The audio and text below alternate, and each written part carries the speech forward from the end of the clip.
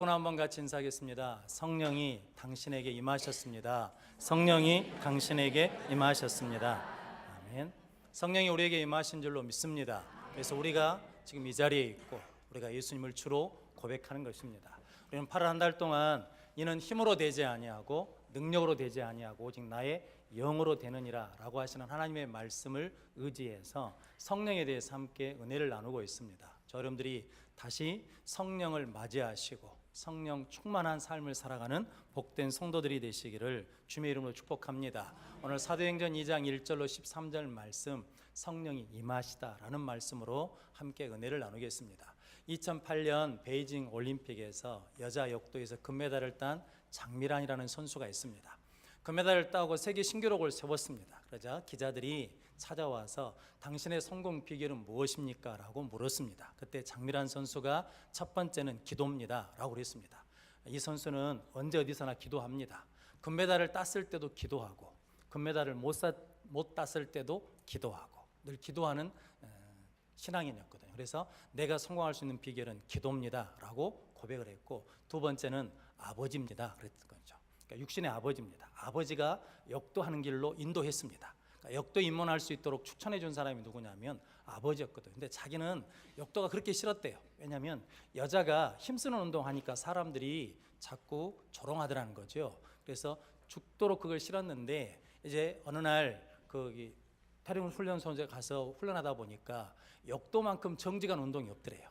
훈련한 만큼만 들 수 있으니까 거기 매력에 빠지게 되어서 역도 선수가 됐다라고 그럽니다. 그런데 자기가 무명 시절 때, 이름이 없을 때 아버지가 어느 날 자기를 불러가지고 야 딸아 사인 연습 좀 해라 그러더라는 거예요. 그래서 사인이요? 사인은 왜요? 그랬더니 아마 나중에 훗날에 많은 사람들이 너한테 사인을 받으러 올 날이 올 것이다. 그러니까 사인 연습해라 그랬다는 거죠.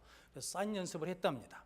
2008년 베이징 올림픽에서 가장 인기 있는 선수가 누구였냐면 장미란 선수였답니다. 그리고 많은 애국 선수들이 그 장미란 선수한테 사인 받기를 원했대요. 왜냐하면 장미란 선수 사인이 좀 독특하답니다. 일반 사인하고 좀 다르대요. 그래서 그날을 이루게 됐다라고 이야기를 했습니다. 오늘 본문에 나와 있는 말씀도 실은 마찬가지거든요. 예수님께서 승천하시기 전에 제자들에게 뭐라고 그랬습니까? 아버지께서 약속하신 것을 기다리라 라고 말씀했습니다. 그 말씀 그대로 믿고 순종하고 기다리며 기도한 제자들과 120명 성도들에게 드디어 뭐가 임했냐면 성령이 임하셨습니다. 성도 여러분, 저 여러분들도 순종하고 기도하면 성령이 임하실 줄로 믿습니다. 이렇게 성령이 다시 우리 모두에게 임하는 복된 성도들이 되시기를 주님의 이름으로 축복합니다. 그래서 오늘 성령이 임하심이 어떤 의미인지 함께 은혜를 나누겠습니다. 첫 번째는 오순절에 임하신 성령입니다. 오늘 1절 말씀 같이 읽어보겠습니다. 오순절 날이 이미 이름에 그들이 다 같이 한 곳에 모였더니. 아멘. 사도행전 2장은 어느 날에 맞춰져 있냐면 오순절 날이 이름에 라고 말씀합니다.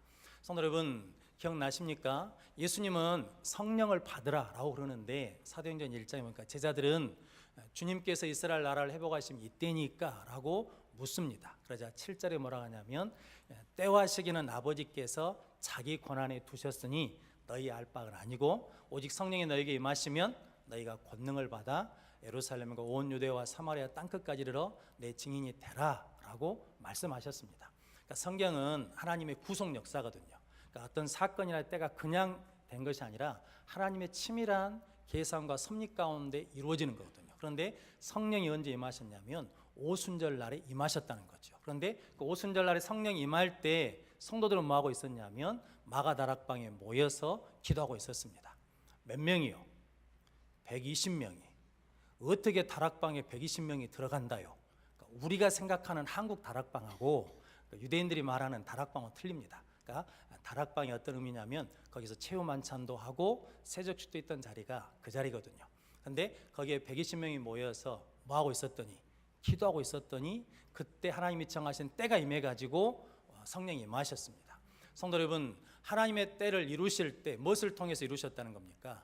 기도를 통해서 이루셨다는 거죠. 그래서 기도는 내 소원을 이룬 것도 있지만 더 큰 뜻이 있는데 하나님의 뜻을 이루는 통로가 된다는 거죠. 그래서 이런 말이 있습니다.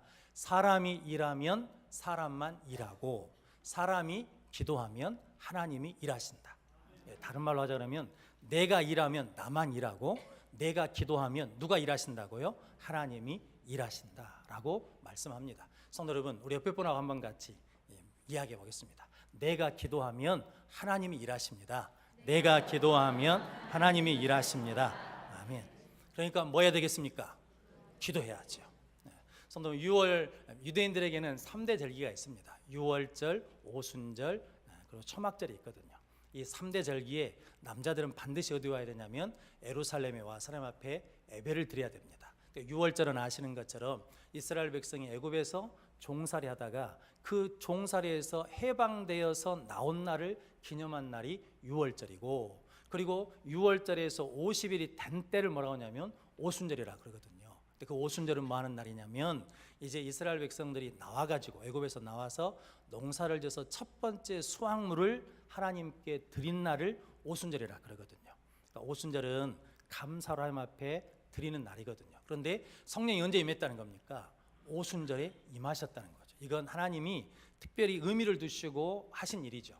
예수님이 이 땅에 뭘로 오셨냐면 어린 양으로 오셨거든요. 세상 죄를 지고 가는 어린 양. 그래서 유월절 전날에 잡히셨습니다. 그리고 유월절 날 우리 모든 죄를 감당하시고 십자가에서 죽으셨거든요. 그리고 3일 만에 부활하셨지요. 부활하시고 몇 일 동안 제자들과 같이 있었다고요?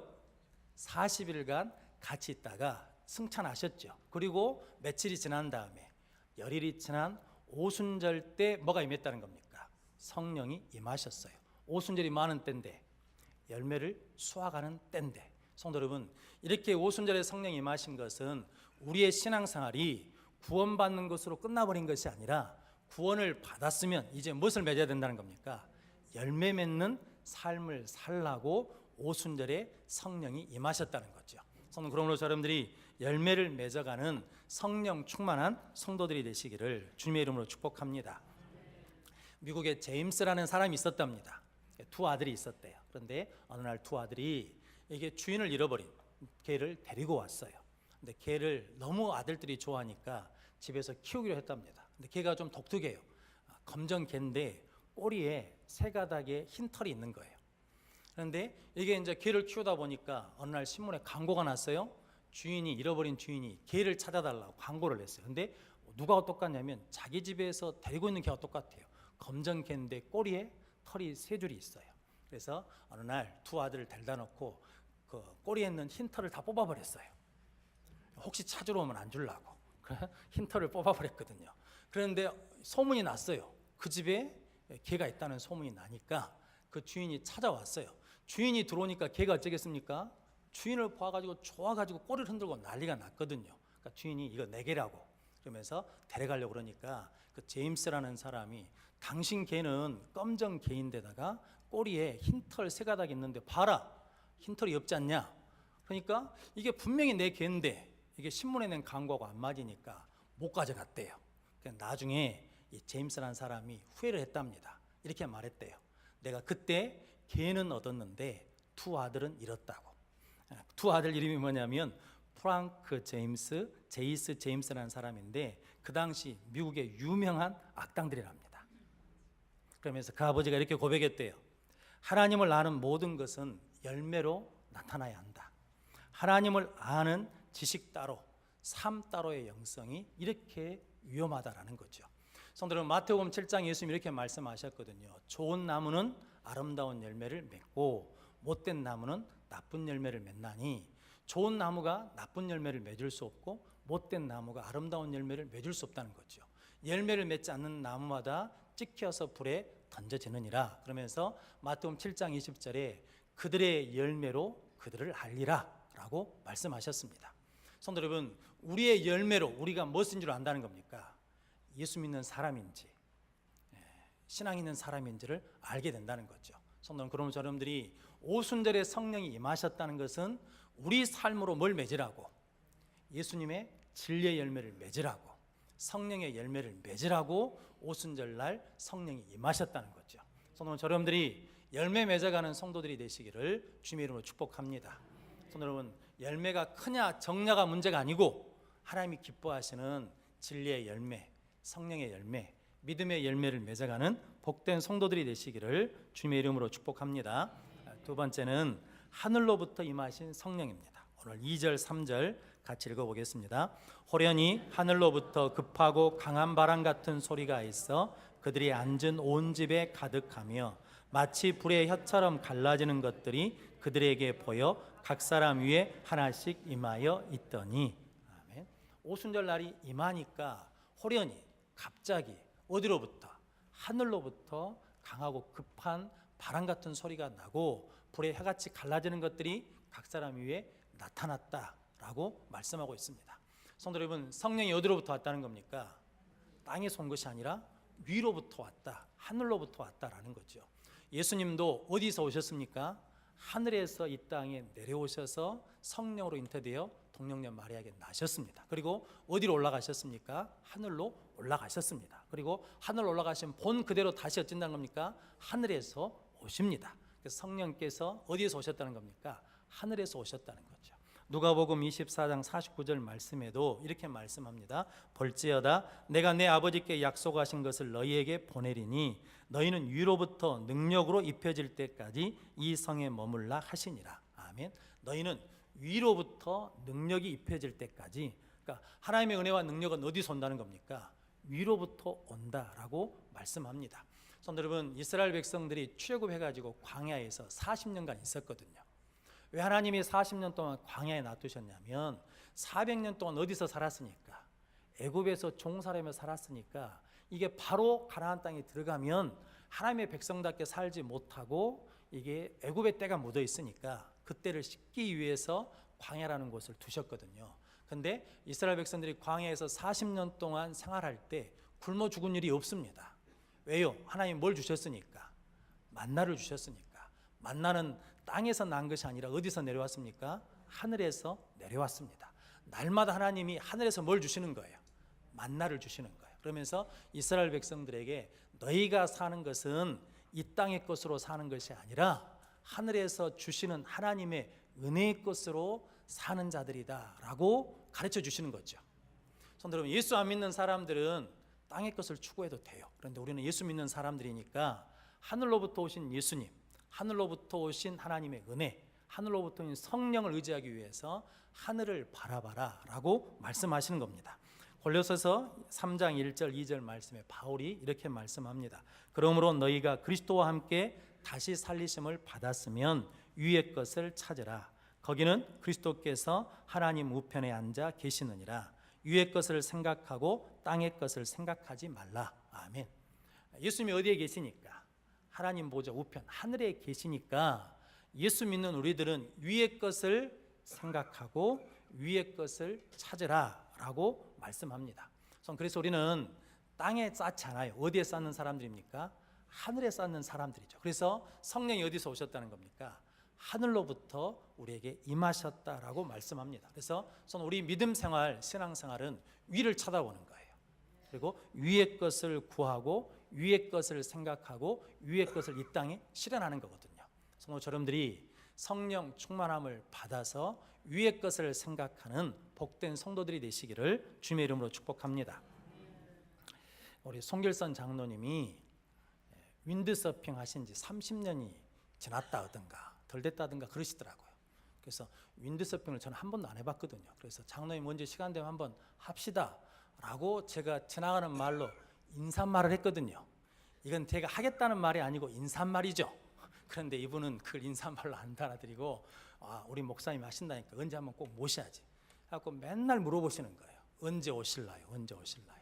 이러다가 내가 볶아 죽겠다. 그래서 부목사님들이랑 일과 끝나고 가자 그래서 갔거든요. 그래서 세 명이서 윈드서핑을 했습니다. 그런데 성도님 누가 제일 잘 탈까요? 변용원 목사, 서영광 목사, 이용훈 목사 이렇게 있는데 누가 제일 잘 타냐면 그래도 서영광 목사가 제일 잘 타요. 왜요? 제일 젊으니까, 제일 날씬하니까 옷을 입혀놨는데 폼이 나요.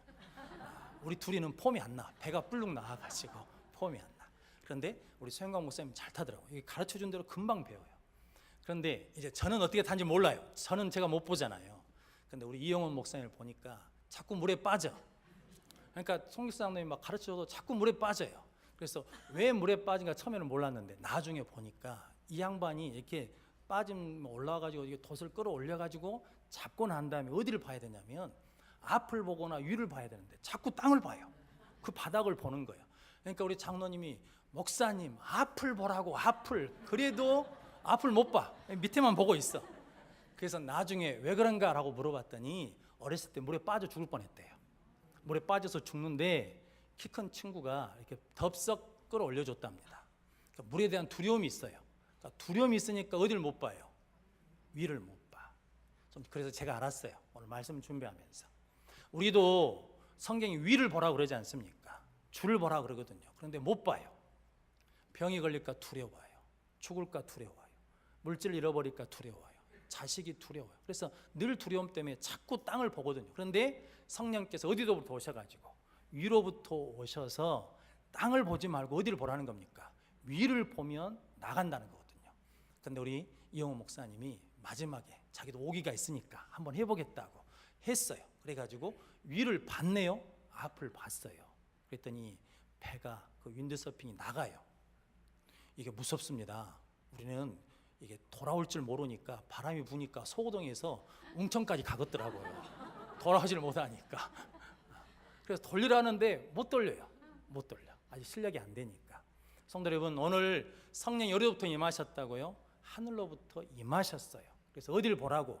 우리는 위를 보는 사람이라고, 위의 것을 생각하는 사람이라고, 위의 것을 찾는 사람이라고 우리를 그렇게 불러주셨거든요. 그런데 성도 여러분, 우리가 못 봐요. 그래서 뭐가 오셨냐면 성령이 강한 바람처럼 임하셨어요.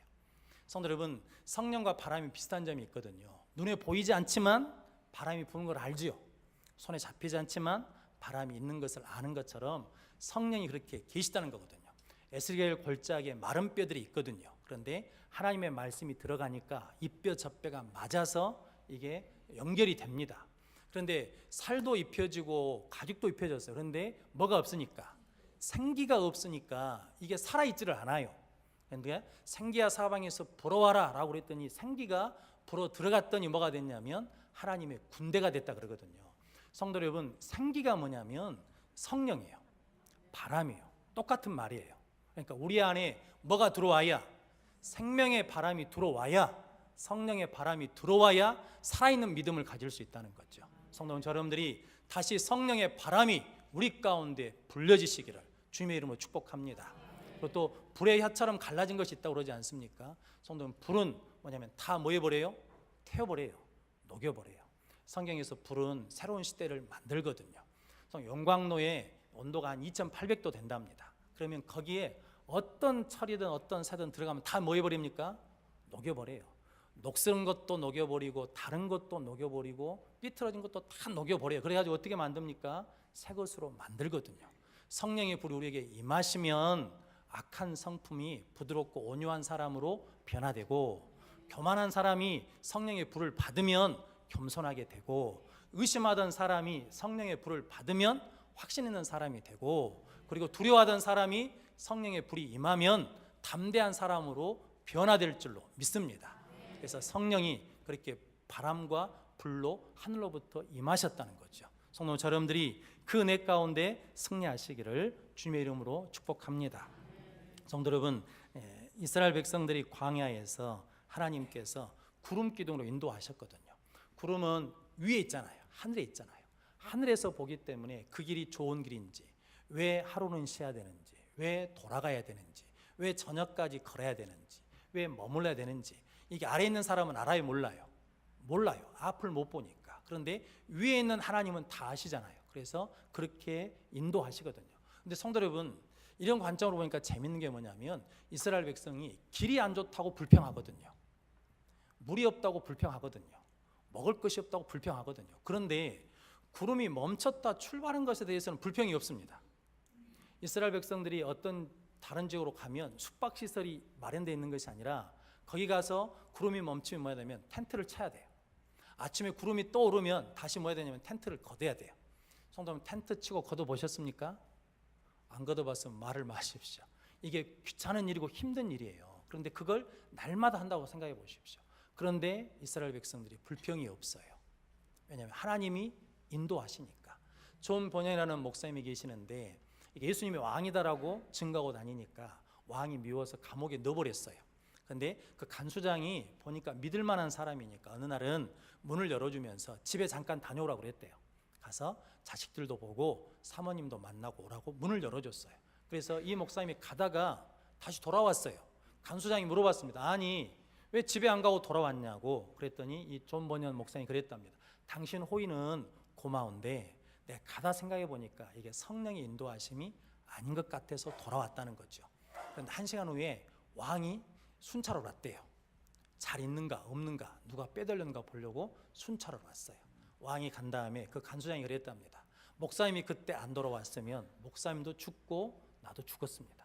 이제부터는 내 말 듣지 말고 성령이 인도하시면 나갔다가 들어오십시오 라고 그랬다는 거죠. 성도 여러분, 성령이 우리를 이렇게 인도하시기 위해서 하늘에서 우리에게 임하셨습니다. 토레라는 목사님이 평생 이렇게 기도했답니다. 새벽에 성령님 오늘 또 나를 충만케 해주십시오. 성령 충만 없이는 내가 온전할 수가 없습니다. 성령 충만하지 않을 때 말하지 않게 해주십시오.